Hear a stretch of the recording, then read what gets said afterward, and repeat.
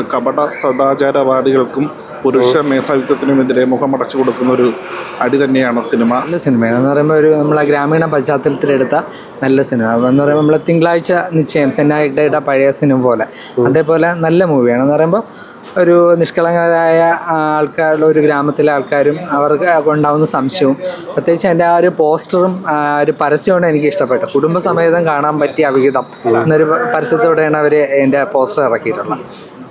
പിന്നെ അഭിനേതാക്കൾ എല്ലാം കാസർഗോഡ് ഉള്ള ആൾക്കാർ തന്നെയാണ്. നമ്മൾ പല സിനിമകളിലും കണ്ടിട്ടുള്ളത്. തിങ്കളാഴ്ച നിശ്ചയത്തിൽ ഇവിടെ പല മലയാള സിനിമയ്ക്ക് പല അഭിനേതാക്കളെയും കിട്ടി. അതേപോലെ നല്ല സിനിമയാണ്, എനിക്ക് ഇഷ്ടപ്പെട്ടു. തുടക്കം മുതൽ ഒടുക്കം വരെ നമുക്കൊരു ത്രില്ലിംഗ് പോലെ എന്ന് പറയുമ്പോൾ ഒരു അവിഹിതം കണ്ടുപിടിക്കാൻ വേണ്ടി ആ സിനിമയുടെ തുടക്കം മുതൽ ഒടുക്കം വരെ ആ ഒരു സസ്പെൻസൊക്കെ സൂക്ഷിക്കുന്ന നമ്മൾ ഒരിക്കലും പ്രതീക്ഷിക്കാത്ത ട്വിസ്റ്റൊക്കെ ഉള്ള സിനിമയാണ്. നമുക്ക് റിലേറ്റ് ചെയ്യാൻ പറ്റുമോ?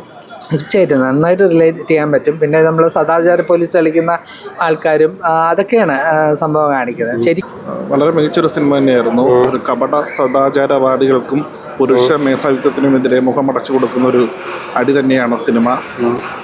ഇത്രയും ഒരു 2.5 മണിക്കൂർ പോയത് അറിയത്തില്ല.